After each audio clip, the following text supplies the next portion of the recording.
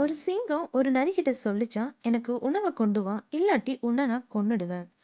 அந்த நரி ஒரு கழுதை கிட்ட போய் சொல்லிச்சான், உன்னை ராஜாவாக்க சிங்கம் ஆசைப்படுறாரு, வா போலாம் அப்படின்னு கூட்டிட்டு வந்து சிங்கத்துக்கிட்ட கொடுக்க, சிங்கம் அதோட காதை பிச்சு எடுத்துடுச்சான்.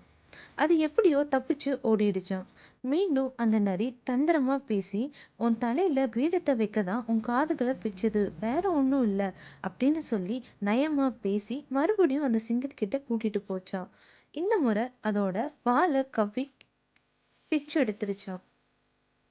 மீண்டும் தப்பிச்சு பிழைச்சுன்னு ஓடி போன கழுதை கிட்ட நரி சொல்லிச்சா, ஏன் நீ ஓடி வந்துட்ட, நீ சௌரியமா உட்காரதுக்காக தான் உன் வால் அது எடுத்திருக்கு, வேற ஒன்றும் இல்லை, இங்க வா, உன்னை நான் மறுபடியும் அவர்கிட்ட கூட்டிட்டு போறேன்னு அந்த சிங்கத்துக்கிட்ட கூட்டிட்டு போச்சான்.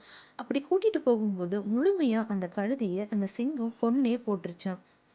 அதோட நுரையீரல், இருதயத்தை எடுத்து சிங்கத்துக்கிட்ட கொடுத்துச்சாம். அப்போ சிங்கம் அதோட மூளை எங்க அப்படின்னு சொல்லி கேட்டுச்சாம். அதுக்கு அந்த நரி சொல்லிச்சான், அந்த மூளை இருந்திருந்தா அதுக்கு 2 காதும் போன போதே அது ஓடி போயிருக்கும். இப்படி திரும்பி திரும்பி வந்து சிக்கியிருக்காது அப்படின்னு சொல்லி சிரிச்சுதான்.